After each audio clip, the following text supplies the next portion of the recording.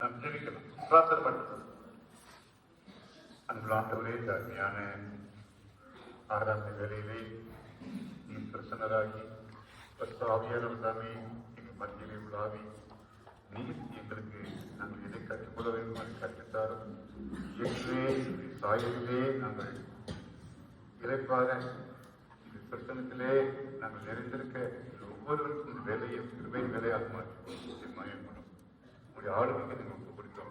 ஆவியானவரே நீர்க்கிறீர் மூலம் கேட்கிறேன். இந்த நாளிலும் கூட ನಮ್ಮ ಉತ್ಪಾದಕ ದೇವರಿಗೆ ಇರಬೇಕು. ಪ್ರಿಯವಾದವರೇ, ಈ ಒಂದು ದಿವಸದಲ್ಲಿ ಒಂದು ಕೂತ್ಕೊಂಡಿರ್ತಕ್ಕಂಥದ್ದು ದೇವರ ಒಂದು ಕೃಪೆ.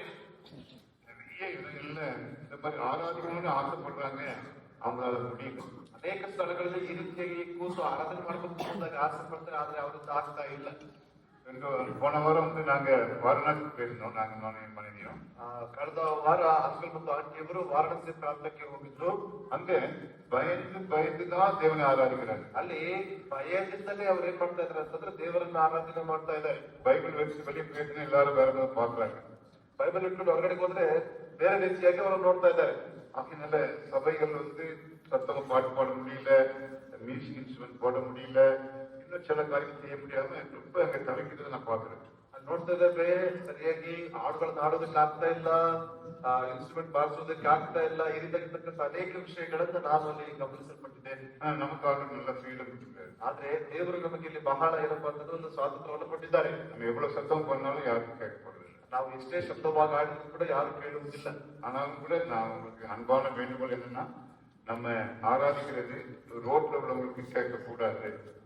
ನಾವು ಆರಾಧನೆ ಮಾಡುವಂಥದ್ದು ರೋಡಿನಲ್ಲಿ ಇರ್ತಕ್ಕಂಥವ್ರಿಗೆ ಕೇಳಬಾರ್ದು. யாராவது அடிக்கடி செக் பண்ணிக்கணும், ரோட்ல போய் நின்று கேட்டுக்கணும். ஏன்னா ஆராதனைங்கிறது நம்ம தேவனுடைய சர்ச்சுக்குள்ள கேட்டாலும் போதும், அவரோட சவுண்ட் இருந்தா போதும். ஆனா இந்த உள்ளவங்க நல்லா கேட்கணும். உள்ளவங்க ನೋಡ್ತೇವೆ, ಆಗಾಗ ಯಾರಾದ್ರೂ ಕೆಲವರು ಚೆಕ್ ಮಾಡ್ತಾ ಇರಬೇಕು. ಹೊರಗಡೆ ಹೋಗ್ಬಿಟ್ಟು ರಸ್ತೆಯಲ್ಲಿ ಅವ್ರ ಶಬ್ದ ಕೇಳ್ತಾ ಇದೆ ಎಂಬುದಾಗಿ ಎಲ್ಲಿರ್ತಕ್ಕಂಥವರಿಗೆ ಮಾತ್ರವೇ ಈ ಒಂದು ಶಬ್ದ ಅದು ಚೆನ್ನಾಗಿ ಮತ್ತು ಉತ್ತಮವಾಗಿರ್ತಕ್ಕಂಥ ಒಂದು ಆರಾಧನೆ. பின்னாடி கேட்குதா? இன்னைக்கு நேற்று கேட்கல, இன்னைக்கு கிளாரிட்டி நேற்று அந்த சைடில் கேட்கவே இல்லை. ஸ்பீக்கர் ஒரு ஸ்பீக்கர் கம்மியாக வச்சுருந்தீங்களோ?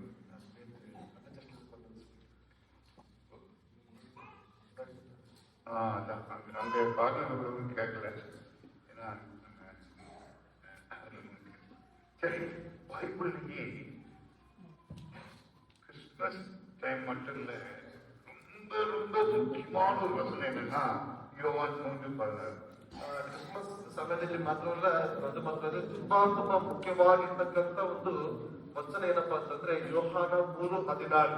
ಎಲ್ಲಾ பிள்ளைங்களும் ಬೈಬಲ್ ಕಟ್ಕೊಂಡಾಗ ಪ್ರತಿಯೊಬ್ಬ ಮಕ್ಕಳು ಇದನ್ನ ಬಾಯ್ಪಾಠ ಮಾಡಿಕೊಳ್ಳಲ್ಪಡಬೇಕು. ನಾನು ಚಿನ್ನ ಪೈನ ಇರ್ಬೋದೇ ಕಲಿತೇನೆ. ಅಕ್ಕನವರು ಚಿಕ್ಕವರಾಗಿರುವಾಗಲೇ ಅದನ್ನ ಕಲ್ತ್ಕೊಳ್ಳಲ್ಪಟ್ಟಿದ್ದಾರೆ. இன்னைக்கு மைண்ட்ல உடனே வருது. ಇವತ್ತಿಗೂ ಕೂಡ ಅದು ಮನಸ್ಸಿಗೆ ಅದು ತಕ್ಷಣವಾಗಿ ಬರ್ತದೆ. அந்த மாடல் இருக்கிறவங்க பிள்ளைங்களுக்கு கற்றுக் கொடுக்க வேண்டும், நீங்களும் கற்றுக்கொள்ள வேண்டும். யோவான் 3:16 உங்க பைபிள் எடுத்து விரல வச்சு நீங்க படிங்க. ಅಲ್ಲಿ ಬಾಡಸಾಗಿರ್ತಕ್ಕಂಥವ್ರು ಮಕ್ಕಳಿಗೆ ಕಲಿಸಿಕೊಡಬೇಕು, ಮಕ್ಕಳು ಕೂಡ ಅದನ್ನು ಉತ್ತಮ ರೀತಿಯಲ್ಲಿ ಕಲಿತುಕೊಳ್ಬೇಕು. ಯೋಹಾನ 3:16 நான் படிக்கிறேன், தமிழ்ல படிங்க, அப்புறம் அங்கிள் படிப்பாங்க, கன்னடத்துல படிக்கலாம். தேவன் படிங்க. தேவன் தம்முடைய ஒரே பேரான குமாரனை விசுவாசிக்கிறவன் எவனோ அவன் கெட்டு போகாமல் நித்திய ஜீவனை அடையும்படிக்கு அவரை தந்தருளி இவ்வளவாய் உலகத்தில் அன்பு கூர்ந்தார். யோவான் 3ஆம் அதிகாரம் 16வது வசனம். ದೇವರು ಲೋಕದ ಮೇಲೆ ಎಷ್ಟೋ ಪ್ರೀತಿಯನ್ನಿಟ್ಟು ತನ್ನ ಒಬ್ಬನೇ ಮಗನನ್ನು ಕೊಟ್ಟನು. ಆತನನ್ನು ನಂಬುವ ಒಬ್ಬನಾದರೂ ನಾಶವಾಗದೆ ಎಲ್ಲರೂ ನಿತ್ಯ ಜೀವವನ್ನು ಪಡೆಯಬೇಕೆಂದು ಆತನನ್ನು ಕೊಟ್ಟನು. ಪ್ರಿಯಮಾನವರೇ, இந்த வசனத்துல நம்ம 4 காரியத்தை பார்க்க முடியும். ಪ್ರಿಯವಾದರೆ ಒಂದು ವಚನದಲ್ಲಿ 4 ವಿಷಯಗಳನ್ನು ನಾವು ಗಮನಿಸಬಹುದು.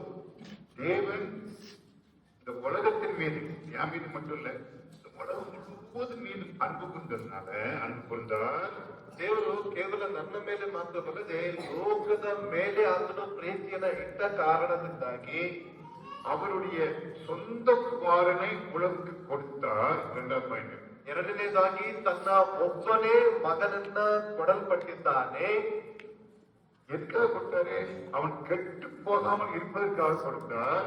ಆತನನ್ನ ಯಾವ ಕಾರಣಕ್ಕಾಗಿ ಕೊಟ್ಟಿದ್ದಾರೆ ಅಂತಂದ್ರೆ ಯಾರು ಕೂಡ ನಾಶವಾಗಬಾರದು ಎಂಬುದಾಗಿ, கடைசியாக முடிவாக அவன் நித்திய ஜீவனை பெற்றுக் கொள்ள வேண்டும் என்பது தேவனுடைய தீர்மானம். ಅದು ಕೊನೆಯದಾಗಿ ಎಲ್ಲರೂ ನಿತ್ಯ ಜೀವವನ್ನ ಹೊಂದಿಕೊಳ್ಳಬೇಕೆಂಬುದಾಗಿ ಆತನ ಒಂದು ತೀರ್ಮಾನ. காஸ்பல் சொல்றோம், சுவிசேஷம் இதான் சுவிசேஷம் தான். ಅಲ್ಲಿ ಸುವಾರ್ತೆ ಎಂಬುದಾಗಿ ಹೇಳುವಾಗ ಇದನ್ನೇ ನಿಜವಾದ ಒಂದು ಸುವಾರ್ತೆ. இயேசு உலகத்துக்கு கொடுக்கப்பட்டார். ಯೇಸು ಕ್ರಿಸ್ತನು ಲೋಕಕ್ಕೆ ಕೊಡಲ್ಪಟ್ಟಿದ್ದಾನೆ. இந்த கிறிஸ்துமஸ் நாட்கள்ல ஒரு டிராமா முன்னாடி தான் பசங்க போடுவாங்க, இல்லை அந்த டிராமா எனக்கு ரொம்ப பிடிக்கும். ಹಿಂದಿನ ದಿವಸಗಳಲ್ಲಿ ಮಕ್ಕಳು ಒಂದು ಡ್ರಾಮಾವನ್ನು ಮಾಡ್ತಾ ಇದ್ರು. ಅದು ತುಂಬಾ ಇಷ್ಟವಾದಂತ ಒಂದು ವಿಷಯ. ஒரு பக்தனுடைய கனவுல இயேசுக்கு சொல்ற, நான் உங்க வீட்டு நாளைக்கு கிறிஸ்துமஸ் அன்னைக்கு நான் உங்க வீட்டுக்கு வருவேன் அப்படின்னு சொல்றாரு. ಒಬ್ಬ ಭಕ್ತನ ಒಂದು ಕನಸಿನಲ್ಲಿ ಯೇಸು ಕ್ರಿಸ್ತನು ಹೇಳ್ತಾ ಇದ್ರೆ, ನಾನು ನಿನ್ನ ಮನೆಗೆ ಬರ್ತೇನೆ ಎಂಬುದಾಗಿ. ಮೊನ್ನೆ ரொம்ப கிறிஸ்துமஸ் அன்னைக்கு ஏசப்பா வருவாங்கன்னு அவன் காலையிலேயே எழுப்பி நல்லா ட்ரெஸ் பண்ணி நல்ல சாப்பாடுலாம் பண்ணி ஏசப்பாவுக்காக வெயிட் பண்ணிட்டு உட்காந்துருக்கான். ಅಲ್ಲಿ ಆತನು ಯೇಸು ಸ್ವಾಮಿ ಬರ್ತಾ ಇದ್ದಾರೆ ಎಂಬುದಾಗಿ ಅವ್ನು ಎದುರು ನೋಡುವಿಕೆಯಿಂದ ಚೆನ್ನಾಗಿ ಶುದ್ಧನಾಗಿ ಏನಪ್ಪ ಅಂತಂದ್ರೆ ಯೇಸು ಸ್ವಾಮಿ ಒಂದು ನೋಡುವಿಕೆಗಾಗಿ ಕಾಯ್ತಾ ಇದ್ದಾನೆ. எப்போ வருவாரு? எப்போ 10 மணி ஆகியும் வரல. 10 ಗಂಟೆ ಆದ್ರೂ ಕೂಡ ಬರ್ಲಿಲ್ಲ. அவனுக்கு பொறுமை இல்லை, ಆತನಿಗೆ ತಾಳ್ಮೆ ಇಲ್ಲ. அப்போ அந்த வீட்டுல வந்து ஒருத்தர் கதவு கேட்கிறாரு. ಅಲ್ಲಿ ಒಬ್ಬ ವ್ಯಕ್ತಿ ಬಂದ್ಬಿಟ್ಟು ಕದವನ್ನ ತಟ್ತಾ ಇದ್ದಾರೆ. கொஞ்சம் சாப்பாடு கொடுங்க, சாப்பிட்டு 2 நாள் ஆச்சு, உதவி பண்ணுங்கன்னு கேட்கிறாரு. ಅಲ್ಲಿ ನಾನು ಊಟ ಮಾಡಿ ಬಹಳ ದಿವಸವಾಯ್ತು, ನನಗೆ ಸ್ವಲ್ಪ ಆಹಾರವನ್ನು ಕೊಡಿ ಎಂಬುದಾಗಿ. உன்னை இவர் சொல்லிதான், நான் வந்து நீங்க கெஸ்ட் வராங்க, கெஸ்ட்டுக்காக நான் அமைதியா காத்திருக்கிறேன், இந்த நேரத்தில் நீ வராத, நீ நாளைக்கு வா, போயிட்டு வா அப்படின்னு வீட்டுக்கு அனுப்பிட்டான். ಅಲ್ಲಿ ಈಗ ನನ್ನ ಮನೆಗೆ ಒಬ್ಬ ಅತಿಥಿ ಬರೋದಕ್ಕಿದ್ದಾರೆ, ಹಾಗಾಗಿ ಇವತ್ತು ಬರಬೇಡ, ನಾಳಿನ ದಿವಸಕ್ಕೆ ಬಾ ಎಂಬುದಾಗಿ ಕಳಿಸ್ತಾ ಇದ್ದಾರೆ.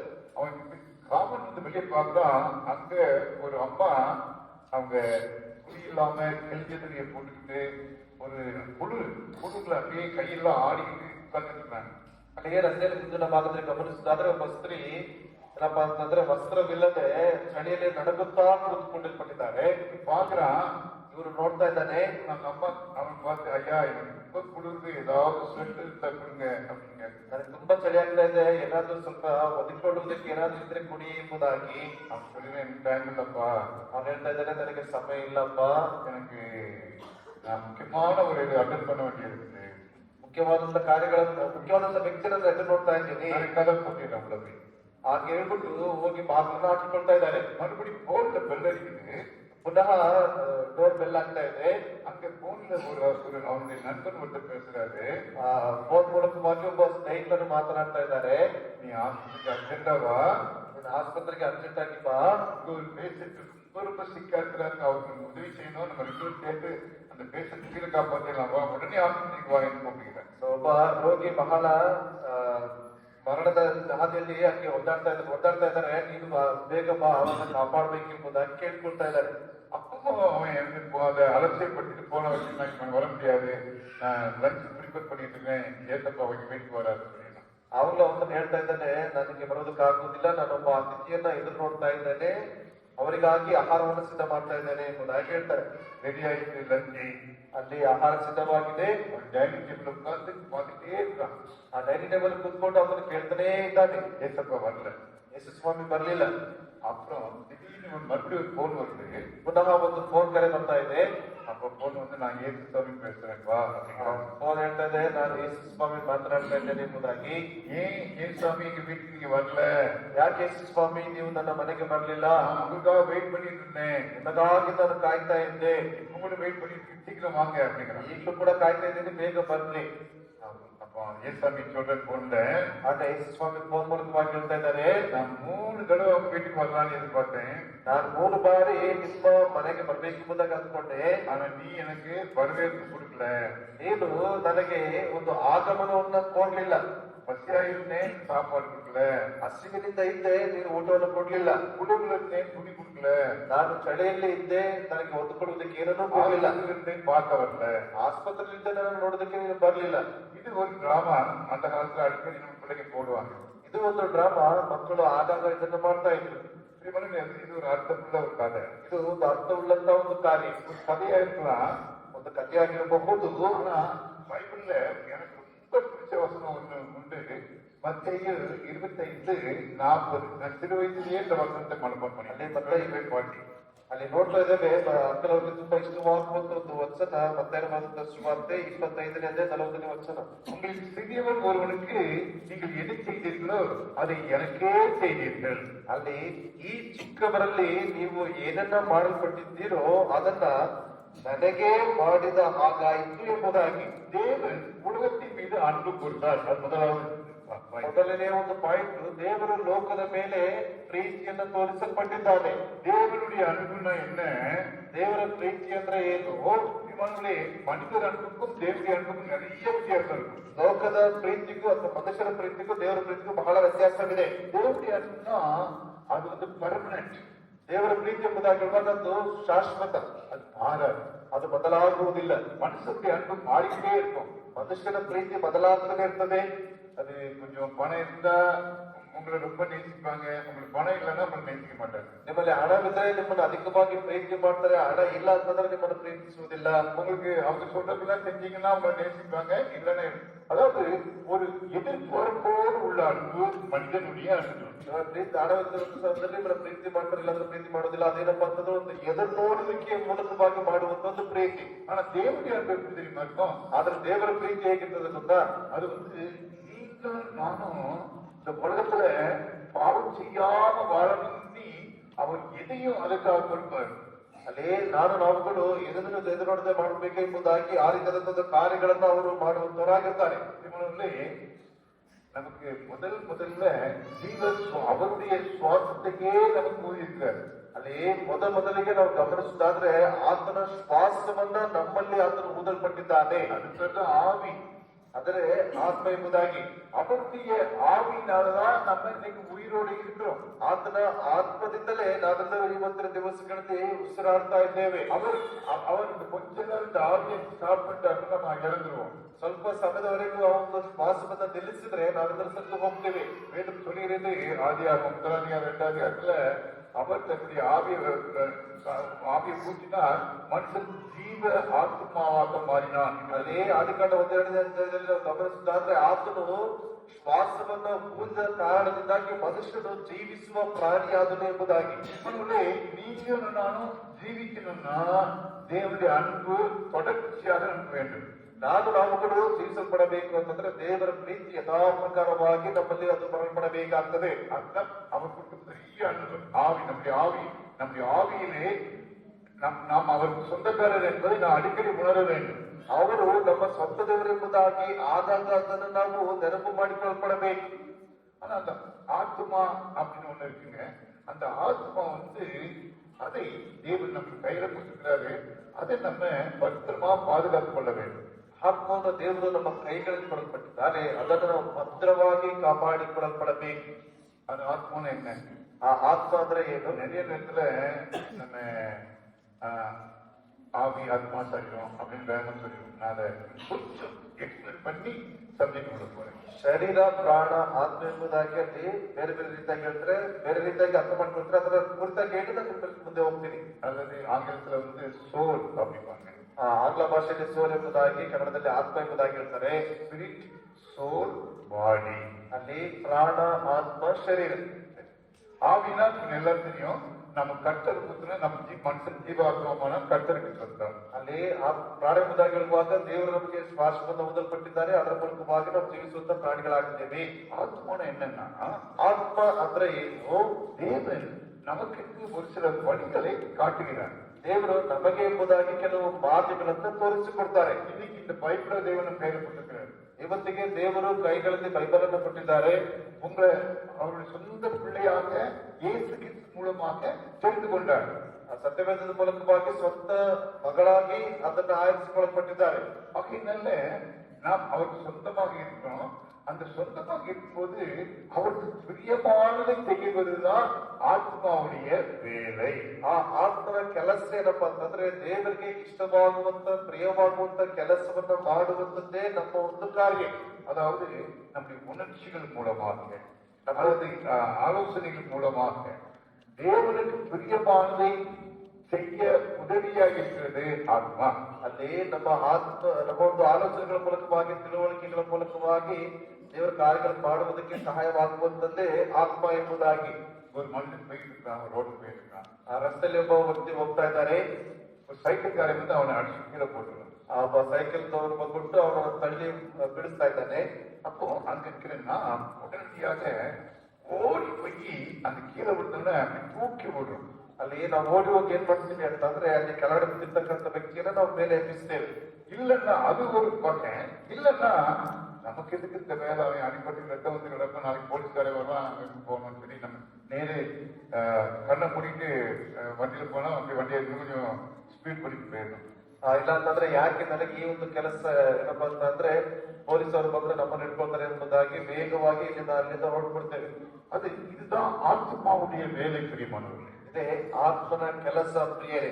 நீங்க ஒரு காரியத்தை தீர்மானிக்கிறீங்க அல்லது ஒரு சித்தத்தை, அது சித்தம் வந்து ஒருவேளை நெகட்டிவா இருக்கலாம், பாசிட்டிவா இருக்கலாம், உடனடியாக உணர்ச்சி வசப்பட்டு செய்யும் காரியங்கள் தான் ஆத்மா. ಅಲ್ಲಿ ಆತ್ಮದ ಒಂದು ಕಾರ್ಯಕ್ರಮ ಅಂತಂದ್ರೆ ತಕ್ಷಣವಾಗಿ ಅದು ತಪ್ಪವಾಗಿರ್ಬೋದು, ಸಕಾರಾತ್ಮಕವಾಗಿರ್ಬೋದು, ನಕಾರಾತ್ಮಕವಾಗಿರ್ಬೋದು, ಅದನ್ನು ಮಾಡುವಂತದ್ದೇ ಆತ್ಮದ ಒಂದು ಕೆಲಸ. நாம் கர்த்தருக்கு பிரியமானதை வேதத்தில் உள்ள வார்த்தைகளை கேட்டு செய்யும் போது நம்முடைய ஆத்மா பரலோகத்துக்கு போகும்.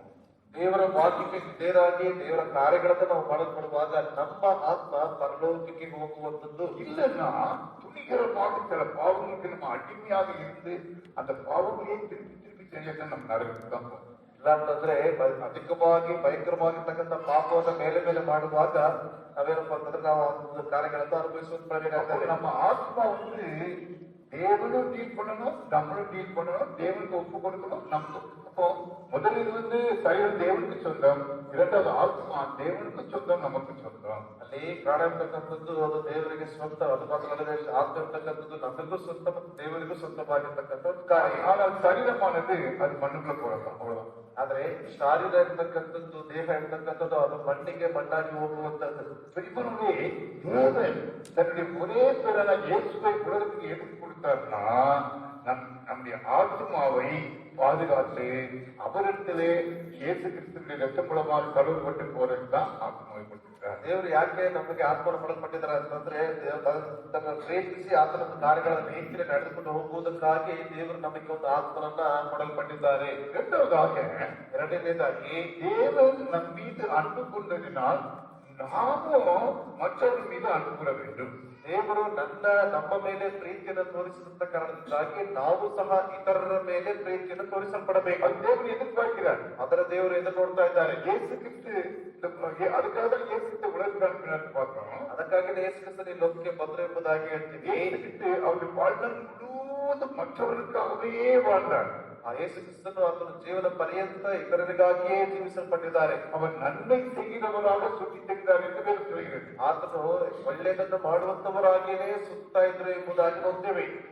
இயேசு கிறிஸ்துடைய வாழ்க்கையை பார்க்க அவர் வந்து பிறந்ததிலிருந்து அவர் சிறுவராக வரைக்கும் அவருடைய வாழ்க்கையெல்லாம் அன்பு நிறைந்த வாழ்க்கையாக இருக்கு. ಆತನ ನೆಲದಿಂದ ಮರಣದವರೆಗೂ ಏನಪ್ಪಾ ಅಂತಂದ್ರೆ ಪ್ರೀತಿ ತುಂಬಿರ್ತಕ್ಕಂತ ಒಂದು ಜೀವಿತವಾಗಿ ಇತ್ತು. ஊழியத்துல கிறிஸ்துவ சோர்படுத்தினார், வியாதியத்தில் சோர்படுத்தினார், விசுவாசிகளை திருத்தினார். எல்லாரும் மேல அவர் மனதுருகினார் அப்படின்னு அடிக்கடி போடுச்சு. ನೋಡ್ತಿದ್ದಾರೆ ಕುಷ್ಠರೋಗಿಗಳನ್ನ ಸುಸ್ಥ ಮಾಡಲ್ಪಟ್ಟಿದ್ದಾರೆ, ರೋಗದಿರ್ತಕ್ಕಂಥವ್ರನ್ನ ಸುಸ್ಥ ಮಾಡಲ್ಪಟ್ಟಿದ್ದಾರೆ. ಅದು ಮಾತ್ರವಲ್ಲದೆ ಇತರರ ಕಷ್ಟಗಳಿಗೆ ಪರಿತಾಪ ಪಟ್ಟಿದ್ದಾರೆ ಎಂಬುದಾಗಿ ನಾವು ಗಮನಿಸ್ತೇವೆ. ಅದೇ ಇತರರನ್ನ ನಿಮ್ಮಂತೆಯೇ ಪ್ರೀತಿಸುವಂತದ್ದು. இயேசு கிறிஸ்து கொடுத்த அன்புலயே பெரிய அன்பு என்ன தெரியுமா? ಯೇಸುಕ್ರಿಸ್ತನ ಕೊಟ್ಟಂತ ಪ್ರೀತಿಯಲ್ಲಿ ಅಧಿಕವಾದಂತಹ ಒಂದು ಪ್ರೀತಿಯನ್ನು ಗೊತ್ತಾ, அவருடைய ஜீவனையே நமக்காக கொடுத்தார். ಆತನ ಜೀವವನ್ನೇ ನಮಗಾಗಿ ಕೊಡಲ್ಪಟ್ಟಿದ್ದಾರೆ. இப்போ 1 யோவான் 3:16 படிக்கலாம். முதல்ல 3:16 படிக்கிறோம். 1 யோவான் 3:16 நம்ம படிப்போம். ಅಲ್ಲಿ 1 ಯೋಹಾನ 3:16 ಓದಿಕೊಳ್ಳೋಣ. கொஞ்சம் ஆண்டவர் எப்படி நமக்கு என்ன கொடுத்தாருன்னு போட்டிருக்கோம். ದೇವರು ನಮಗೆ ಏನನ್ನ ಕೊಡಲ್ಪಟ್ಟಿದ್ದಾರೆ ಎಂಬುದಾಗಿ ನಾವು ನೋಡ್ಕೊಳ್ತೇವೆ. ಇದರಲ್ಲಿ அவர் தம்முடைய ஜீவனை நமக்காக கொடுத்ததினாலே அன்பு இன்னதென்று அறிந்திருக்கிறோம். நாமும் சகோதரருக்காக ஜீவனை கொடுக்க கடனாளிகளாய் இருக்கிறோம். ಕ್ರಿಸ್ತನು ನಮಗೋಸ್ಕರ ತನ್ನ ಪ್ರಾಣವನ್ನು ಕೊಟ್ಟದರಲ್ಲಿ ಪ್ರೀತಿ ಇಂಥದ್ದೆಂದು ನಮಗೆ ತಿಳಿದು ಬಂದಿದೆ. ನಾವು ಸಹ ಸಹೋದರರಿಗೋಸ್ಕರ ನಮ್ಮ ಪ್ರಾಣಗಳನ್ನು ಕೊಡುವ ಹಂಗಿನಲ್ಲಿದ್ದೇವೆ. ஸ்ரீமனுக்குள்ளே இயேசுக்கு ஜீவனை கொடுத்தார். அதே போல நாமும் நம்முடைய சகோதரர்களுக்கு அன்பு செலுத்த கடமைப்பட்டிருக்கின்றோம். ಅದೇ ಯೇಸು ಕ್ರಿಸ್ತನು ನಮಗಾಗಿ ಪ್ರಾಣವನ್ನು ಕೊಡಲ್ಪಟ್ಟಿದ್ದಾನೆ. ಅದೇ ರೀತಿಯಾಗಿ ನಾವು ಸಹ ನಮ್ಮ ಸಹೋದರಗಳಿಗೆ ಪ್ರಾಣವನ್ನು ಕೊಡುವಂತ ಹಂಗಿನಲ್ಲಿದ್ದೇವೆ. அப்போ அப்படின்னா என்ன அர்த்தம்னா ஸ்ரீமனுக்குள்ளே நம்மகிட்ட யார் வந்து உதவின்னு கேட்கும் போது கண்டிப்பாக ஏதாவது செய்யணும். ಅಲ್ಲಿ ಯಾರಾದರೂ ಸಹಾಯ ಎಂಬುದಾಗಿ ಬರಲ್ಪಡುವಾಗ ಖಂಡಿತವಾಗಿ ನಾವು ಅವರಿಗೆ ಸಹಾಯಗಳನ್ನ ಮಾಡಬೇಕು. நான் அடிக்கடி சொல்றது என்னன்னா, உதவி செய்யறது வந்து தேவன் கொடுக்கிற ஒரு தருணம், ஒரு சகாயம், ஒரு அந்த நேரம். அது அந்த நேரத்தில் உதவி செய்யலன்னா கர்த்தர் வேற யாரையாவது கொண்டு உதவி செய்ய வச்சுருவார். ಅಲ್ಲಿ ಸಹಾಯ ಮಾಡುವಂಥದ್ದು ದೇವರ ಒಂದು ಕಾರ್ಯ ಎಂಬುದಾಗಿ ಆ ಸಮಯದಲ್ಲಿ ನೀವು ಸಹಾಯವನ್ನು ಮಾಡಲಿಲ್ಲ ಅಂತಂದ್ರೆ ಬೇರೆ ಯಾರಾದರೂ ಮೂಲಕವಾಗಿ ದೇವರು ಒಂದು ಸಹಾಯಗಳನ್ನು ಮಾಡುವಂತರಾಗಿದ್ದಾರೆ. நீங்க படிச்சவங்களா இருக்கலாம், படிக்காதவங்களா இருக்கலாம், ஏழையா இருக்கலாம், நோயாளிகளா இருக்கலாம், விதவைகளா இருக்கலாம், ஏதாவது உங்களை நீங்களே உங்களை தாழ்த்தீங்கன்னா ಅಲ್ಲಿ ನೋಡ್ತೇವೆ, ನೀವು ಓದಿದವರಾಗಿರ್ಬೋದು ಅಥವಾ ಓದಿರ್ತಕ್ಕಂಥವರಾಗಿರ್ಬೋದು, ಶ್ರೀಮಂತ ಬಡವ, ನೀವು ಯಾವುದೇ ರೀತಿಯಾಗಿರ್ತಕ್ಕಂಥ ಅಥವಾ ನಿಮ್ಮನ್ನು ತಗ್ಗಿಸಿಕೊಳ್ಳುವಂತ ವ್ಯಕ್ತಿ ಆಗಿರ್ಬಹುದು. ரத்தத்தினால நம்ம கழுவப்பட்டு ரசிக்கப்பட்டுட்டோம்னா நம்ம வந்து ಬೇರೆ பெற்றவர்கள். ಒಂದು ಸಾರಿ ಯೇಸು ಕ್ರಿಸ್ತನ ರಕ್ತದ ಮೂಲಕವಾಗಿ ನಾವು ಶುದ್ಧೀಕರಿಸಲ್ಪಟ್ಟಂತ ಸಮಯದಲ್ಲಿ ನಾವು ಬಹಳ ವಿಶೇಷವಾದಂತವರು. 1 பேதுரு 1 நேரம்ல 1 19 நோட் பண்ணி வச்சுக்கோங்க. அது படிச்சீங்கன்னா நீங்க இயேசு கிறிஸ்துவினுடைய விலையேற்ற குற்றமில்லாத இயேசு ரத்தத்தினால கழுவப்பட்டதனால் நீங்கள் வெளியேற பெற்றவர்கள் என்று பேதுரு எழுதுகிறார். ಅಲ್ಲಿ ಪೇತ್ರನು ಈ ರೀತಿಯಾಗಿ ಅದನ್ನು ಬರಿತಾ ಇದ್ದಾನೆ, ಪೂರ್ಣಾಂಗವಾದಂತಹ ನಿಷ್ಕಳಂಕವಾಗತಕ್ಕಂಥ ಯಜ್ಞದ ಕುರಿಮರಿಯ ರಕ್ತದಿಂದ ನೀವುಗಳು ತೊಳೆಯಲ್ಪಟ್ಟಿದ್ದೀರಿ ಎಂಬುದಾಗಿ ಪೇತ್ರನು ಬರಿತಾ ಇದ್ದಾರೆ. இயேசு இயேசு இயேசு அந்த பாட்டை நம்ம இதயத்தில் இருக்கும் பொழுது, அப்ப நம்ம வழி நடுங்க அவர்களே யோசிக்கும் போது அவருடைய சுபாவம் உங்களை அறியாமே உங்களுக்கு வந்துடும். ಅಲ್ಲಿ ಏಸು ಏಸು ಎಂಬುದಾಗಿ ಹೇಳುವಂತ ಸಮಯದಲ್ಲಿ ನಿಮಗೆ ಅರಿವಿಲ್ಲದೇ ಆತರ ಒಂದು ಸ್ವಭಾವ ನಿಮ್ಮಲ್ಲಿ ಬರುವಂತದ್ದಾಗಿರ್ತದೆ. அப்போ நம்ம ஒரு ஆளை பார்க்கும்போது அன்பு நிறைந்த ஒரு கண்ணோடு கரிசனை இருந்தவர்களாக பார்ப்போம். ಅಲ್ಲಿ ನಾವು ಪ್ರೀತಿ ತುಂಬಿದವರಾಗಿ ಕರುಣೆ ತುಂಬಿದಂತ ವ್ಯಕ್ತಿಗಳಾಗಿ ನಾವು ಅವರನ್ನ ಗಮನಿಸುವಂತವರಾಗಿರ್ತೇವೆ. பையன் கார்ல வந்துருந்தேன், ಸೇವಕರ ಜೊತೆಯಲ್ಲಿ ಕಾರಲ್ಲಿ ಬರ್ತಾ ಇದ್ರು ಅಕ್ಕರವರು. சீட்ல உட்காந்துருந்தேன். ಮುಂದಿನ ಸೀಟ್ ಅಲ್ಲಿ ಕೂತ್ಕೊಂಡಿದ್ರು. அங்க பார்த்தேன் ஒரு 10 ரூபா நோட்டு கிடைக்கும். ಅಲ್ಲಿ 10 ರೂಪಾಯಿ ನೋಟಲ್ಲಿ ಇದೆ. நான் நினைச்சேன் யாராவது குட்டைக்காரங்க வந்து போட்டுக்கலாம்னு நினைச்சுக்கிட்டேன். ಯಾರಾದ್ರೂ ಬಂದ್ರೆ ಅದನ್ನ ಭಿಕ್ಷುದಾರರಿಗೆ ಕೊಡ್ಬೇಕು ಎಂಬುದಾಗಿ ಇಟ್ಕೊಂಡಿರ್ತಾರೆ ಅಂತ. நான் யூஸ்வலா வெளியே வரும்போது பாக்கெட்ல ஒரு 10 ரூபா நோட்டு 20 ரூபா நோட்டு எடுத்து பாக்கெட் தான் வச்சுதான் வருவேன். ಸಾಮಾನ್ಯವಾಗಿ ಅಂಕನವರು ಹೊರಗಡೆ ಬರಬೇಕಾದ್ರೆ ಪಾಕೆಟ್ ನಲ್ಲಿ 10 ರೂಪಾಯಿ 20 ರೂಪಾಯಿ ನೋಟ್ ಇಟ್ಕೊಂಡು ಬರ್ತಾರೆ ಹೊರಗಡೆಗೆ. ಟ್ರಾಫಿಕ್ல வண்டி நிற்கும், உடனே யாராவது வந்து ஒரு ஸ்டோரி கேட்பாரு. ಅಲ್ಲಿ ರಸ್ತೆಯಲ್ಲಿ ಬಂದು ನಿಂತ್ಕೊಳ್ಬೇಕಾದ್ರೆ ಟ್ರಾಫಿಕ್ ನಲ್ಲಿ ಯಾರಾದ್ರೂ ಅಯ್ಯ ಎಂಬುದಾಗಿ ಕೈಯನ್ನು ತೋರಿಸಿ ಕೇಳ್ತಾರೆ. அப்போ நம்ம காசு இருந்தா கொடுக்கலாம், காசு இல்லைன்னா யார்கிட்ட இல்லை அப்படின்னு அவங்க சொல்றது ரொம்ப நல்லது. ಕಾಸಿದ್ರೆ ಕೊಡುವಂಥದ್ದು ಅಥವಾ ಹಣವು ನಿಮ್ಮಲ್ಲಿ ಇಲ್ಲ ಅಂತಂದ್ರೆ ನನ್ನ ಮನೆಯಲ್ಲಿ ಇಲ್ಲ ಎಂಬುವಂತ ಹೇಳುವಂಥದ್ದು ತುಂಬಾ ಒಳ್ಳೆಯದು. ஏன் தெரியுமா பிரியமானவர்களே? ಯಾಕೆ ಗೊತ್ತಾ? அவர் கேட்கிறாரு, உங்ககிட்ட வந்து கேட்கிறாரு, உங்க மேல ஒரு நம்பிக்கையினால அவர் கேட்கிறாரு. ನಮ್ಮ ಮೇಲೆ ಒಂದು ನಂಬಿಕೆಯನ್ನು ಇಟ್ಕೊಳ್ಪಟ್ಟವರಾಗಿ ಅವ್ರು ಬಂದು ಕೇಳ್ತಾ ಇದ್ದಾರೆ. நீங்க கொடுப்பீங்க, ஒரு விசுவாசம் அவருக்கு. ನೀವು ಕೊಡ್ತೀರಿ ಅಂತಕ್ಕಂಥ ಒಂದು ವಿಶ್ವಾಸದಲ್ಲಿ ಅವರು ಬರ್ತಾರೆ. எனக்கு சில நேரத்தில் சில பற்றி எதை கொடுத்தாலும் சுவிசேஷத்தை சொல்லி கொடுப்பாங்க. அது ரொம்ப ஒரு நல்ல ஒரு குணம். ಅಲ್ಲಿ ಕೆಲವರು ಏನಾದ್ರೂ ಕೊಡ್ಬೇಕಾದ್ರೆ ಒಂದು ಸುವಾರ್ತೆಯನ್ನ ಹೇಳ್ಬಿಟ್ಟು ಕೊಡ್ತಾರೆ, ಅದು ಬಹಳ ಒಳ್ಳೆಯದಾದಂತ ಒಂದು ಗುಣ. அந்த கிறிஸ்துமஸ் வாரத்துல நிறைய பேர் கொடுக்கணும்னு ஆசைப்படுவாங்க. நிறைய பேர் கொடுக்கணும்னு ஆசைப்படுறாங்க. ಅದರ ಕ್ರಿಸ್ಮಸ್ ದಿವಸಗಳಲ್ಲಿ ಅನೇಕರು ಏನನ್ನಾದ್ರೂ ಕೊಡಬೇಕೆಂಬುದಾಗಿ ಆಸೆ ಪಡ್ತಾರೆ. எனக்கு நேற்று 2 பேரு மட்டன் பிரியாணி போடணும் ஹாஸ்டல்ல, எவ்வளவு ஆகணும் 2 பேர் கேட்டாங்க. நான் ஒருத்தர் சொன்னேன், இல்ல ஆர்கானிக் கேட்டாங்க அப்படின்னு சொல்லிட்டு. ಇಬ್ಬರು ಕೇಳಿದ್ರು ಹಾಸ್ಟೆಲ್ಗೆ ಮಟನ್ ಬಿರಿಯಾನಿ ಹಾಕ್ಬೇಕು ಎಂಬುದಾಗಿ. ನಾನು ಹೇಳಿದೆ ಇಲ್ಲ ಆಗ್ಲೇ ಒಬ್ರು ಕೇಳಲ್ಪಟ್ಟಿದ್ದಾರೆ ಎಂಬುದಾಗಿ. ಇವರಲ್ಲಿ சாதாரணமாக கேட்க மாட்டேன், ಸಾಧಾರಣವಾಗಿ ಆದಿತ್ಯ ಕೇಳುವುದಿಲ್ಲ. ஏன் தெரியுமா? ಯಾಕೆ ಗೊತ್ತಾ? இந்த கிறிஸ்துமஸ்னா கொடுக்கிறது அப்படின்னு எல்லாருடைய கிறிஸ்தவ வாழ்க்கையில ஒரு அருமையான ஒரு குணம் உள்ள வந்துடும். ಅಲ್ಲಿ ಕ್ರಿಸ್ಮಸ್ ಎಂಬುದಾಗಿ ಹೇಳುವಾಗ ಕೊಡುವಂಥದ್ದು ಎಂಬುದಾಗಿ ಅದ್ಭುತವಾದಂತಹ ಒಂದು ಆ ಗುಣಲಕ್ಷಣಗಳು ನಮ್ಮಲ್ಲಿ ಬರ್ತದೆ. எனக்கு இந்த பிள்ளைங்க அழகா கிறிஸ்துமஸ் ட்ராமா பண்ணாங்க. ಇಲ್ಲಿ ಅದ್ಭುತವಾಗಿ ಕ್ರಿಸ್ಮಸ್ ಡ್ರಾಮಾವನ್ನು ಮಾಡಿದ್ರು.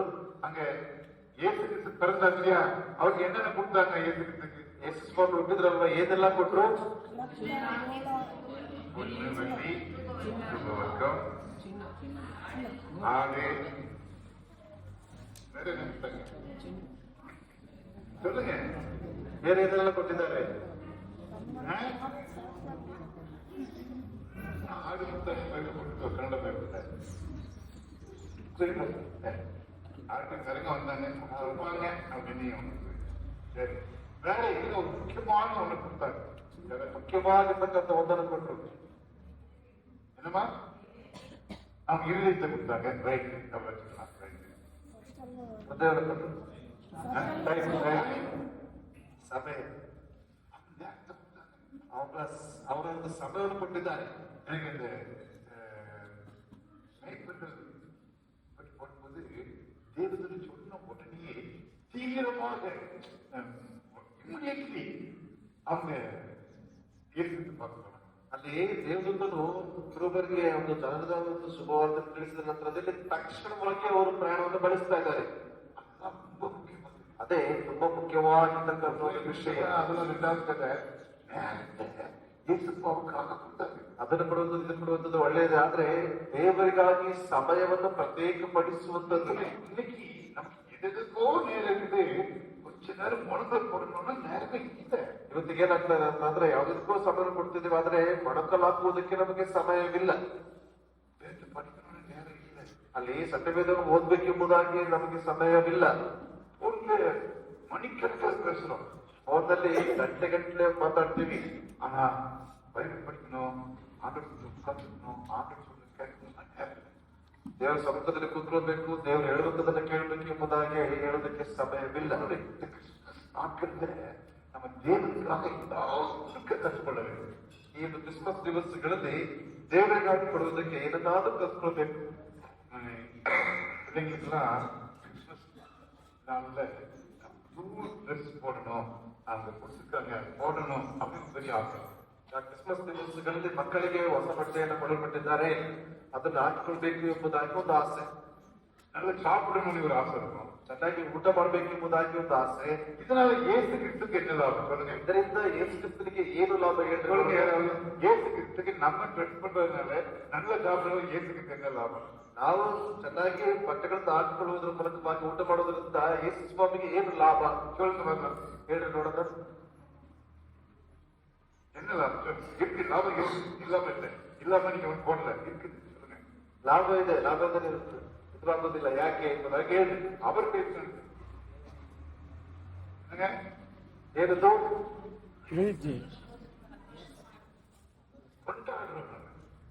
ಕೊಂಡಾಟವನ್ನು ಮಾಡುವಂಥದ್ದು, ಕೊಂಡಾಡುವಂಥದ್ದು. நம்ம வீட்டுல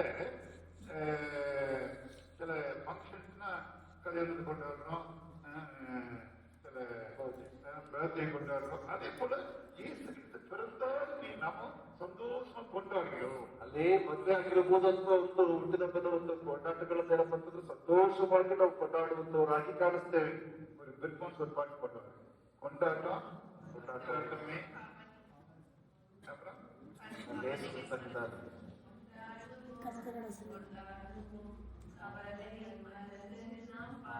ஆமா ஏசுராஜா வருகிறாரு. ಕೊಂಡಾಟವೇ ನನ್ನ ಯೇಸುವಿನ ಸನ್ನಿಧಾನದೇ, ಕೊಂಡಾಟವೇ இயேசுவின் சன்னிதானத்தில் ஆனந்தம் ஆனந்தமே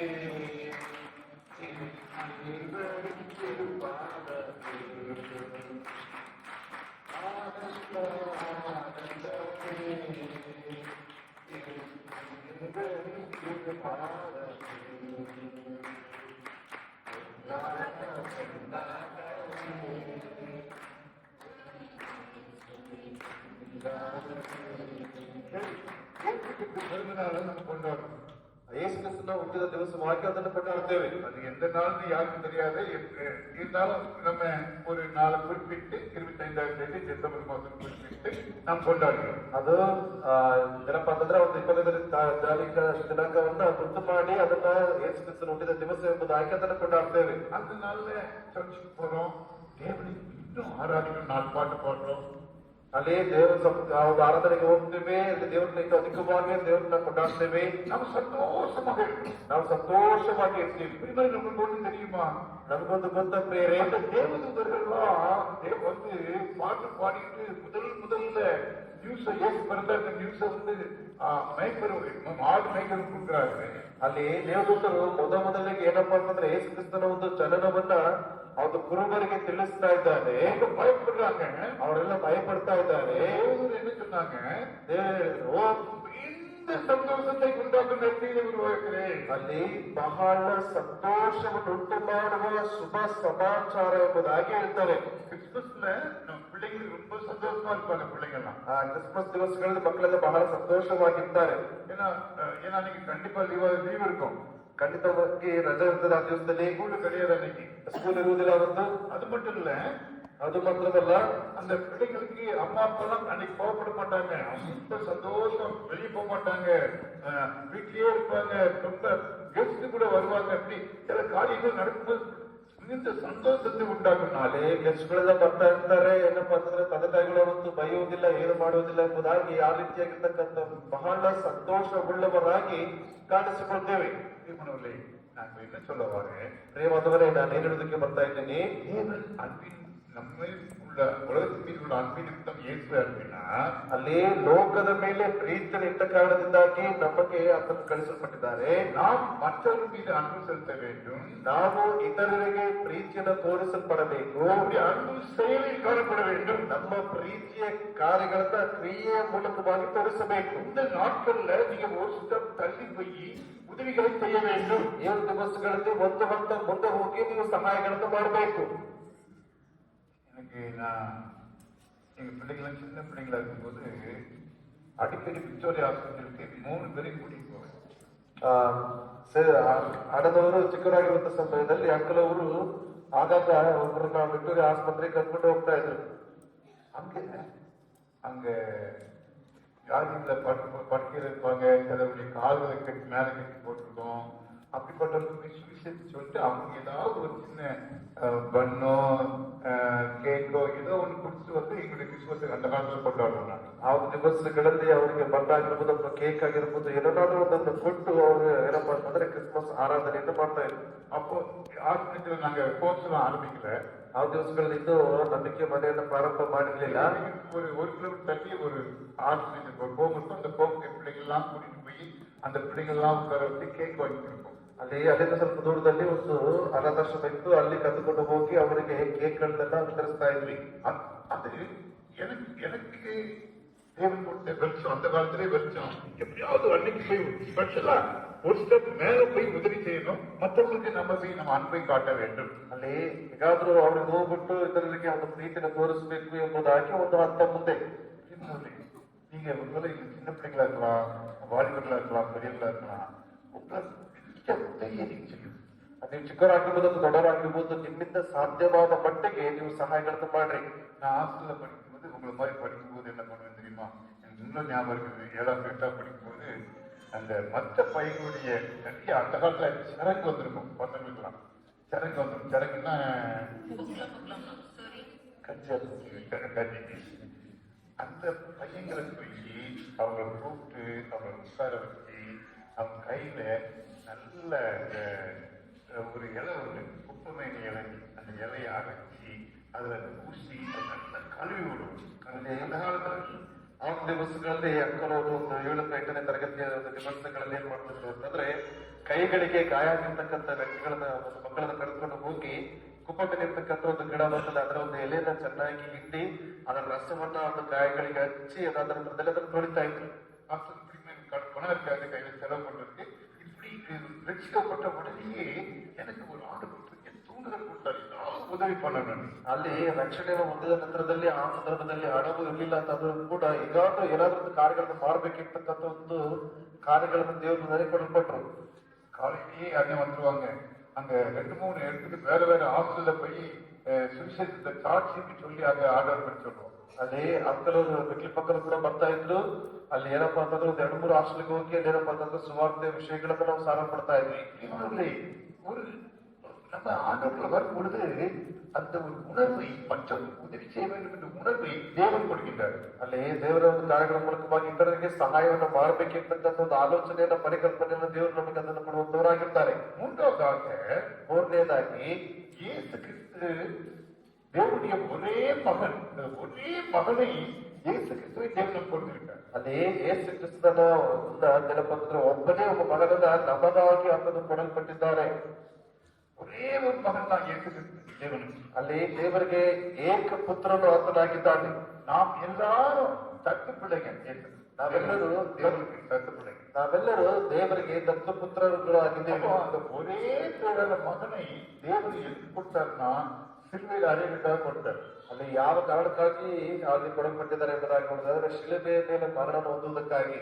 ಅವರು ವೆಕ್ಕಪಡಲ್ಲ, ಶಿಲುಬೆ ಕುರಿತು ದೇವರು ವೆಕ್ಕಪಡಲ್ಲ. ಅಲ್ಲಿ ಶಿಲುಬೆಯ ಮೇಲೆ ಮರಣ ಹೊಂದುವುದಕ್ಕೆ ಯಾವುದೇ ಏನಪ್ಪಾ ಅಂತಂದ್ರೆ ನಾಚಿಕೆನ ಅದನ್ನು ಪಟ್ಕೊಳ್ಳಿಲ್ಲ. ಜೀವನ ಕೊಡುವುದಕ್ಕೆ ತಯಾರಾಗಿ ಇರುತ್ತಾರೆ. ಅಲ್ಲಿ ಜೀವನ ಕೊಡುವುದಕ್ಕೆ ಅವನು ಸಿದ್ಧನಾಗಿದ್ದಾನೆ. இயேசு கிறிஸ்துவை நீங்க ஏற்றுக்கொண்ட பிறகு நமக்கு வெக்கப்படுவதில்லை சொல்வதை வேதம் சொல்கிறது. ಅಲ್ಲಿ ದೇವರ ವಾಕ್ಯ ಹೇಳ್ತದೆ ಯೇಸು ಕ್ರಿಸ್ತನನ್ನು ಅಂಗೀಕರಿಸಿಕೊಂಡ ನಂತರದಲ್ಲಿ ನಾವು ಯಾವ ಕಾರಣಕ್ಕೂ ಕೂಡ ನಾಚಿಕೆಗೆ ಒಳಪಡುವುದಿಲ್ಲ. 10:11 படிங்க. ரோமர் 10:11. ರೋಮಾಪುರದವರಿಗೆ 10ನೇ ವಚನ ಓದ್ಕೊಳ್ಳೋಣ. இயேசு கிறிஸ்து விசுவாசிக்கிறவன் எவனோ அவன் வெட்கப்படுவதில்லை என்று வேதம் சொல்கிறது. ಆತನ ಮೇಲೆ அவன் வெட்கப்படுவதில்லை என்று வேதம் சொல்கிறது.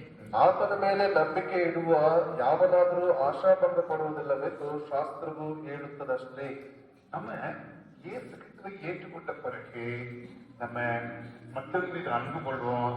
இரண்டாவது நம்ம யோசிக்க மாட்டோம், அது வெட்கப்பட மாட்டோம். ಅದೇ ಯೇಸು ಕ್ರಿಸ್ತನ ಅಂಗೀಕರಿಸಿಕೊಂಡಂತದಲ್ಲಿ ನಾವು ಇದರಿಗೆ ಸಹಾಯ ಮಾಡೋದನ್ನು ಯೋಚನೆ ಮಾಡೋದಿಲ್ಲ. ಮಾತ್ರವಲ್ಲದೆ ನಾವು ಯಾವುದೇ ರೀತಿಯಾಗಿ ನಾಚಿಕೆಗೆ ಒಳಪಡುವುದಿಲ್ಲ. நிறைய நேரங்கள்ல நம்ம உதவி செய்யறதுக்கு அல்லது ஒரு காரியம் செய்யறதுக்கு முடியாம இருந்து நம்ம யோசிக்கணும். ஐயோ அவங்க அப்படி நினைப்பாங்க, அவங்க இப்படி நினைப்பாங்க அப்படிலாம் நினைக்கிறோம். ಅನೇಕ ಸಂದರ್ಭಗಳಲ್ಲಿ ಸಹಾಯಗಳನ್ನು ಮಾಡೋದಕ್ಕೆ ಅವ್ರು ಅಂತ ಅಂದ್ಕೊಳ್ತಾರೆ, ಇವ್ರು ಅಂತ ಅಂದ್ಕೊಳ್ತಾರೆ ಎಂಬುದಾಗಿ ಆ ರೀತಿಯಾಗಿ ಆಲೋಚನೆಗಳನ್ನು ಮಾಡಿಕೊಳ್ತೀವಿ. ಇವರಲ್ಲಿ அப்படி வெட்கப்படும் பொழுது ஆண்டவர் நம்மை உபயோகப்படுத்த முடியாது. ಆ ರೀತಿಯಾಗಿ ನಾವು ನಾಚಿಕೆ ಪಡುವಂತ ಸಮಯದಲ್ಲಿ ದೇವರು ನಮ್ಮನ್ನು ಉಪಯೋಗಿಸಿಕೊಳ್ತಾರೆ. நீங்களும் நானும் தேவனால் உபயோகப்படுத்தப்படணும்னா முதல்ல அவருடைய சம்பத்துல காத்திருந்து அவருடைய பலனம் பெற்றுக்கொள்ளணும். ನಾವೇನ್ ಮಾಡ್ಬೇಕು ಅಂತಂದ್ರೆ ದೇವರ ಸಮ್ಮುಖದಲ್ಲಿ ಮೊದಲು ಕಾಯ್ದುಕೊಳ್ಪಟ್ಟವರಾಗಿ ಆತನನ್ನ ಎದುರು ನೋಡಲ್ಪಡಬೇಕು.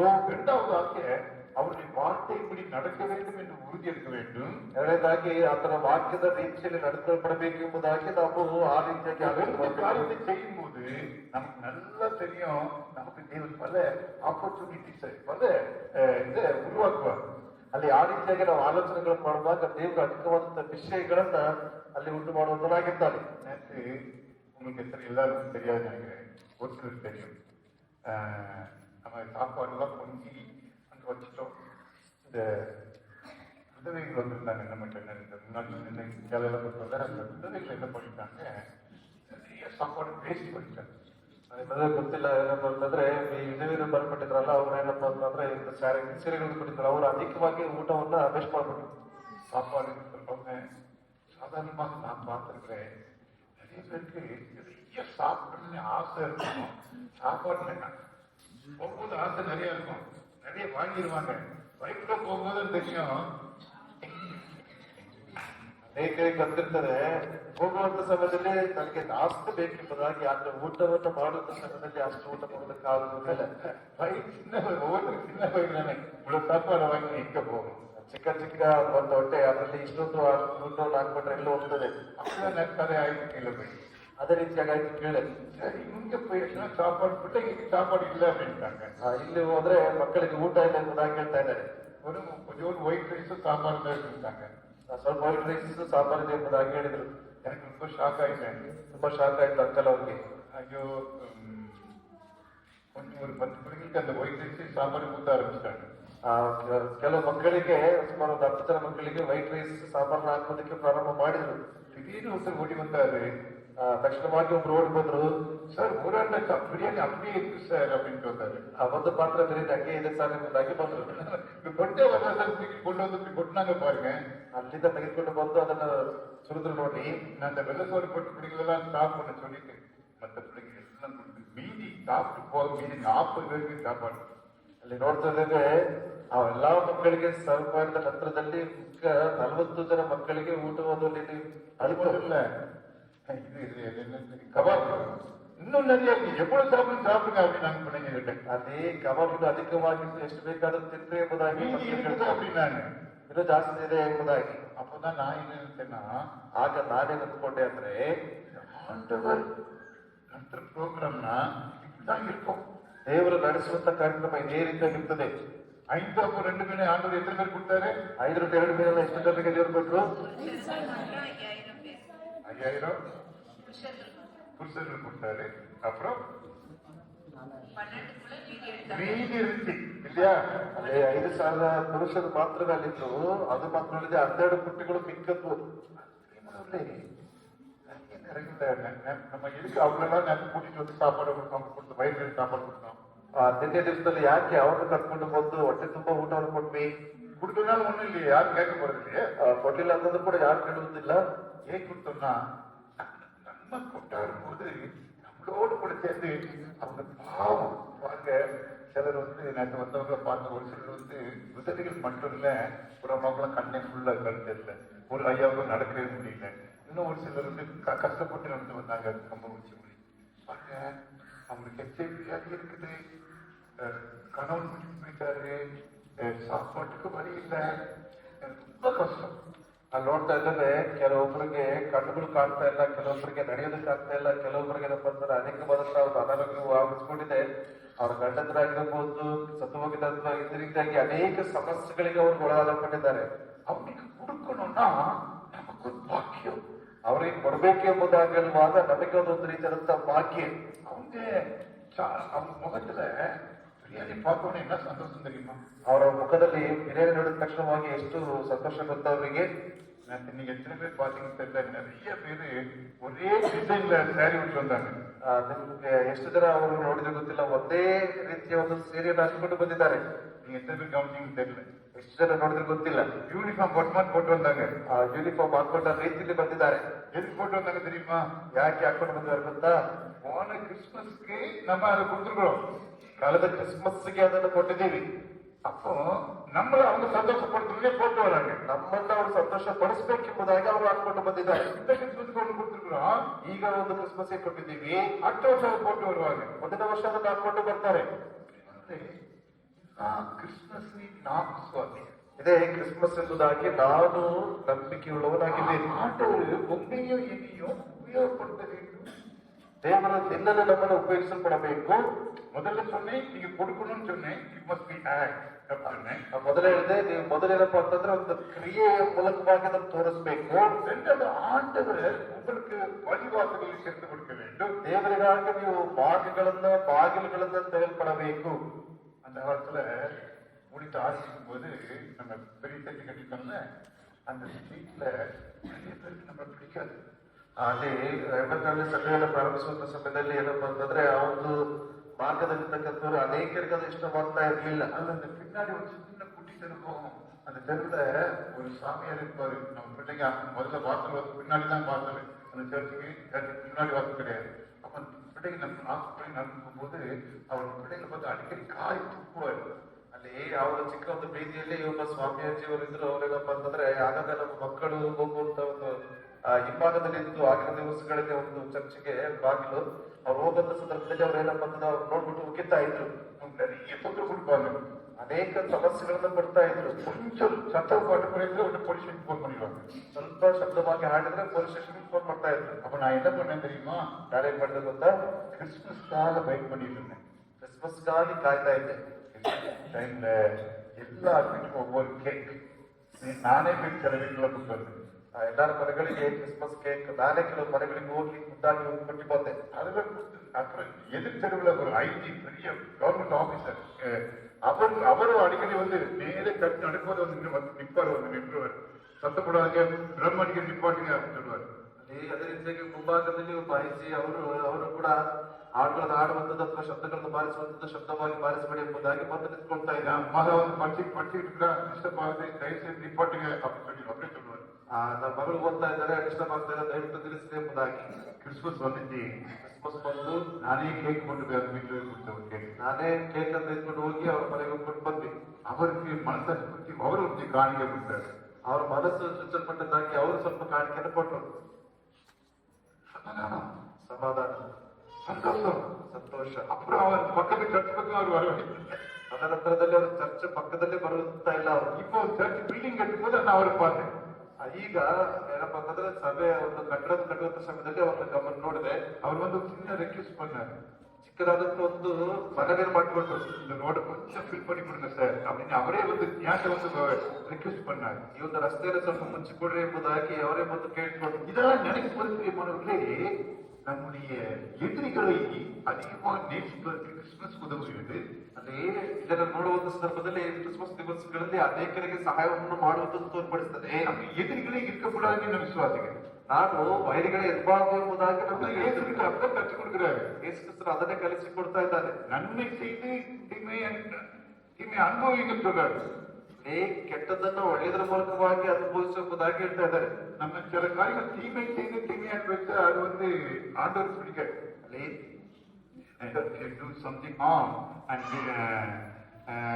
getting harm from others, that's not correct. ಅಲ್ಲಿ ನಾವು ಕೆಟ್ಟದನ್ನು ಮಾಡಿ ಅದರಿಂದ ಕೆಟ್ಟದನ್ನು ಅನುಭವಿಸಿಕೊಳ್ಳುವಂಥದ್ದು ಏನಪ್ಪ ಅಂತಂದ್ರೆ ಅದು ಸರಿಯಾದಂತ ವಿಷಯಗಳಲ್ಲ. ஆனா நம்ம எதிரிகளுக்கு உதவி செய்யறது, எதிரிகளை நேசிப்பதுதான் இயேசுவினுடைய பாலிசி. ಅಲ್ಲಿ ವೈರಿಗಳನ್ನು ಪ್ರೀತಿಸುವಂಥದ್ದು, ಅವರನ್ನ ನೋಡಿಕೊಳ್ಳುವಂಥದ್ದು ಅದೇ ಯೇಸು ಕ್ರಿಸ್ತನ ಒಂದು ಪಾಲಿಸಿ. இயேசு கிறிஸ்து வெட்கப்படல. ಯಾಕೆಂದ್ರೆ ಯೇಸು ಕ್ರಿಸ್ತನು ಯಾವುದಕ್ಕೂ ಕೂಡ ಆತನು அவர் ನಾಚಿಕೆ சிலுவை ಪಡಲಿಲ್ಲ. கொண்டு தூக்கிடுவதற்கு வெட்கப்படல. ಶಿಲುಬೆಯನ್ನು ಹೊತ್ತುಕೊಳ್ಳುವುದಕ್ಕೆ ಆತನು ನಾಚಿಕೆ ಪಡಲಿಲ್ಲ. நாமும் இந்த ரோமன் 10:11 படி நாம் வெட்கப்படக்கூடாது செய்யணும். ಅದೇ ರೀತಿಯಾಗಿ ರೋಮಪುರದವರಿಗೆ 10ನೇ ವಚನದ ರೀತಿಯಲ್ಲಿ ನಾವು ಕೂಡ ಯಾವುದೇ ರೀತಿಯಾಗಿ ಆಶ್ರಮಕ್ಕೆ ಹೊಂದೋರು ಕೊಡಬಾರದು. 4வது பாயிண்ட் பாருங்க, 4ನೇದಾಗಿ ಗಮನಿಸಿರಿ, நாம் முழுவதுமாக விசுவாசிக்க வேண்டும்.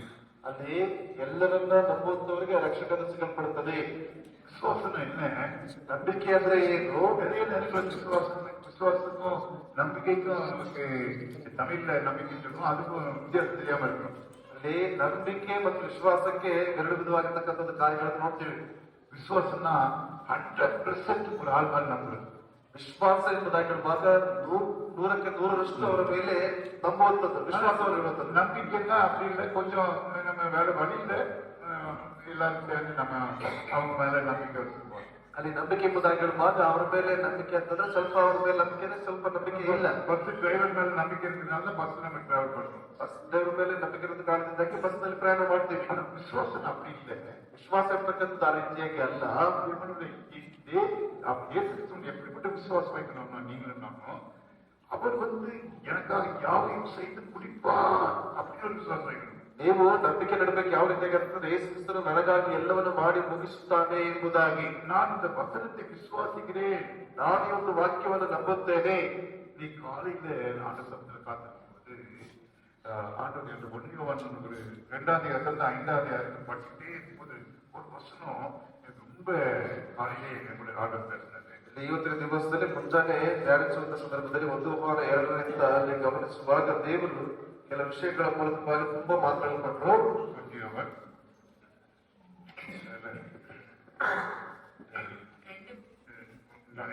5வது அதிகாரம் படிக்கும். 5வது அதிகாரத்துல 4வது வசனம் 5:4. 1 யோவான் 5வது அதிகாரம் 4. தேவனால் பிறப்பதெல்லாம் உலகத்தை ஜெயிக்கும் நம்முடைய விசுவாசமே உலகத்தை ஜெயிக்கிற ஜெயம். ಲೋಕವು ಯಾಕೆಂದ್ರೆ ಲೋಕದಲ್ಲಿ ದೇವರಿಂದ ಹುಟ್ಟಿರುವಂತದ್ದೆಲ್ಲವೂ ಲೋಕವನ್ನು ಜಯಿಸುತ್ತದೆ. ಲೋಕವನ್ನು ಜಯಿಸುವಂತದ್ದು ನಮ್ಮ ನಂಬಿಕೆಯೇ. நம்முடைய விசுவாசம் உலகத்தை ஜெயிக்கும் என்று யோவான் எழுதுகிறார். ಅಲ್ಲಿ ಯೋಹಾನನು ಏನ್ ಬರೀತಿದ್ದಾನೆ ಅಂತಂದ್ರೆ ನಮ್ಮ ನಂಬಿಕೆಯೇ ಲೋಕವನ್ನ ಜಯಿಸುವಂತದ್ದು. எனக்கு கருத்து நம்பிக்கை விசுவாசத்துக்கு என்ன விசுவாசம் நம்பிக்கைன்னு வருது. நம்பிக்கை வேற, நாங்க தமிழ்ல நம்பிக்கைன்னா வேற, விசுவாசம்னா வேற. பிலீஃப் வேற, ட்ரஸ்ட் வேற, ஃபெய்த் வேற. ಕನ್ನಡ ಬೈಬಲ್ல ನಂಬಿಕೆನ ಕೊಟ್ಟಿದ್ದಾರೆ. ಎಲ್ಲ ಇದೆ, ನಂಬಿಕೆನ ಕೊಟ್ಟಿದ್ದಾರೆ. ವಿಶ್ವಾಸ ஃபெய்த் கொண்டு விசுவாசம் ವಿಶ್ವಾಸದ விசுவாசம் கொண்டு ವಿಶ್ವಾಸ ಕೊಡ್ತಾರೆ. ಅದೊಂದು ಆಡು ಭಾಷೆ நம்ம பேசும்போது விசுவாசம் சொல்லுவோம். விசுவாசம் டீப் நம்பிக்கை, ಕಂಪ್ಲೀಟ್ கம்ப்ளீட். அப்போ இந்த பகுதி வந்து நம்முடைய விசுவாசத்தை உலகத்தை ஜெயிக்குமா? ಅಲ್ಲಿ ನಮ್ಮ ಒಂದು ವಿಶ್ವಾಸ ಲೋಕವನ್ನ ಜಯಿಸುವಂತಾಗಿದೆ. அப்படின்னு என்ன அர்த்தம்னா, ಅರ್ಥ ಏನು ಅಂದ್ರೆ, நீங்க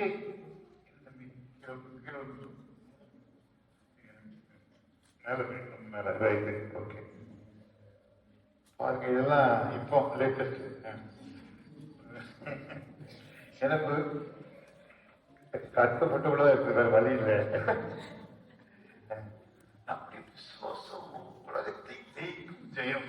ಲೋಕವನ್ನ ಜಯಿಸುವಂತದ್ದೇ ವಿಶ್ವಾಸ ಎಂಬುದಾಗಿ. இந்த வசனத்தை எப்போது நம்ம சர்ச்ல பழகாரத்துக்கு நான் வாசிக்கும்போது எனக்குள்ளேயே ஒரு பெரிய புதுப்பலன் நடந்தது. ಸಭೆಯಲ್ಲಿ ಮೊಳಕಾಲಿನಲ್ಲಿ ನಿಂತುಕೊಂಡು ಇದನ್ನು ಧ್ಯಾನಿಸುವಂತ ಸಂದರ್ಭದಲ್ಲಿ ಒಂದು ನೂತನವಾಗಿರ್ತಕ್ಕಂಥ ಒಂದು ಉತ್ಸಾಹ. சார், நான் விசுவாசம் சார், எனக்கு ஆண்டு போன் வாங்கி கொடுத்தாரு, விசுவாசம் பிள்ளைக்கு சீட் வாங்கி சார், அதெல்லாம் விசுவாசம் தான். ನಾನು ವಿಶ್ವಾಸವನ್ನು ಹೇಳಲ್ಪಟ್ಟಿದ್ದೆ, ದೇವರು ನನಗೆ ಸೀಟನ್ನು ಕೊಡಿಸಿದ್ರು, ಅದನ್ನು ಮಾಡಿದ್ರು ಎಂಬುದಾಗಿದೆ. ಎಲ್ಲವೂ ವಿಶ್ವಾಸನೇ. ஆனா உண்மையுள்ள விசுவாசம் உலகத்தை ஜெயிக்கும். ಆದ್ರೆ ನಿಜವಾದಂತ ವಿಶ್ವಾಸ ಲೋಕವನ್ನೇ ಜಯಿಸುವಂತದ್ದು. உலகத்தை ஜெயிக்கிறது என்ன அர்த்தம்? ಲೋಕವನ್ನ ಜಯಿಸುವಂತದ್ದು ಅಂದ್ರೆ ಏನು?